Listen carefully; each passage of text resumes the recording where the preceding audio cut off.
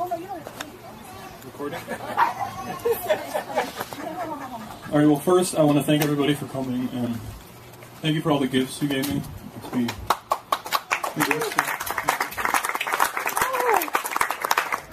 I wanted to give a little speech. I wrote it down. I thought about memorizing it, but I didn't want to make it hard on myself, so I'm just going to read it all. I first want to start off with a poem I wrote. It's called Farsighted. I wrote on the second to last day of high school. I was in study hall. All I brought was my agenda and my yearbook to school, and I was really bored because 80 minutes of study hall, I had nothing to do, so I just took up my agenda and I started writing this poem. It wasn't meant to be a poem, I don't know why. I just started writing, and so it came out to be. It's called Farsighted. As my eyes only see what's in front of me, but I want to see more. I want to know more. I want to enter into the realm of creativity where I see beyond what's in front of me. I want to walk above the waves and light a match within caves, and see the things I couldn't see before since I was 4, and the lights were always on, and I spoke to God like people do with people. And church wasn't bricks and steeples, but washed hands lifted up in unity as one in all places, that is nations, tribes, and languages. I'm blinded by the eyes of those who see me. I'll take their eyes and throw mine out. I'll surrender myself to the idols I call friend or family and please the ancestors of my ancestors' ancestors who couldn't stand up by themselves and walk freely like I want to.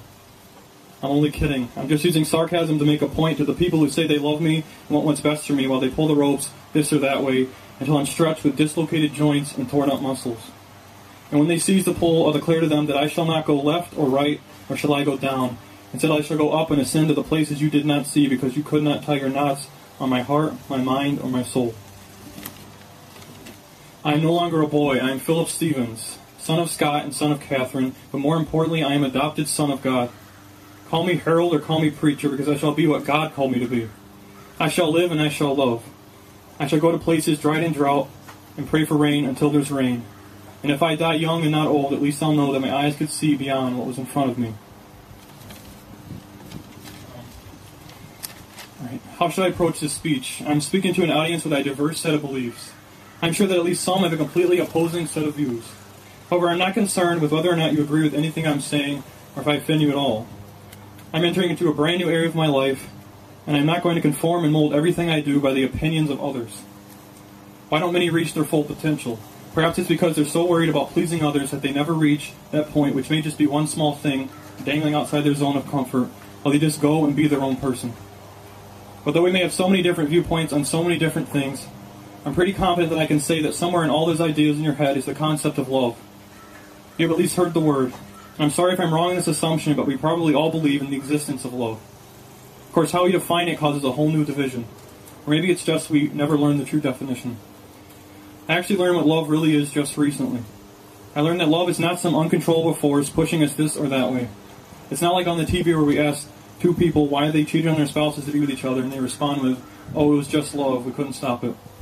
Well, I learned that love is one of the only stable things that actually exists in this world. It's a decision, it's a free will act. Love is a sacrifice. It's a dying to self. It's a choice to serve, not to be served. It is not about me or I.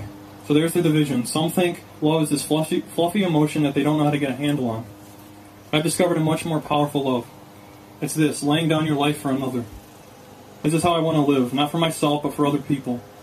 I will not put my career before my relationship with my family. I will not live for money. I will not die with the most stuff, and I will not seek after things, but after hearts. I'm not saying I'm great at this. You want to know the only perfect example of actual love? It's Christ, bleeding on a cross, bearing the weight of the world's sin, only to be mocked and hated by the very people he's dying for. I want that. Christ saved me, and I want to resemble that in every aspect of my life. I don't want to live for myself, but for others. I don't want to be a boy, I want to be a man. That's what's happening to me right now. I'm trying to transition into manhood. I don't think that becoming a man has anything to do with age. It's when a boy stops trying to have fun all the time and doing whatever makes him happy and instead goes and does what's right. I'm sorry to my parents and any that have headship over me. I have been rude, disrespectful, dishonorable, and rebellious many times. This speech is not meant to be a shut up, I'll do what I want kind of speech. Instead, it's meant to be an I want to grow up kind of speech. I love God and I love people. I want to be a servant of all.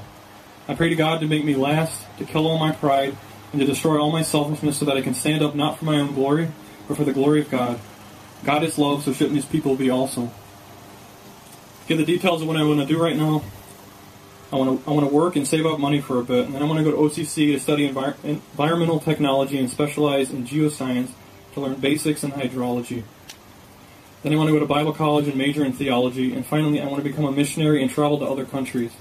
I want to drill wells in undeveloped nations to give them clean water, and then preach the gospel of Christ to them and teach them that He is the living water. If you don't like that, I don't really care. I'm Philip, not you. Thank you.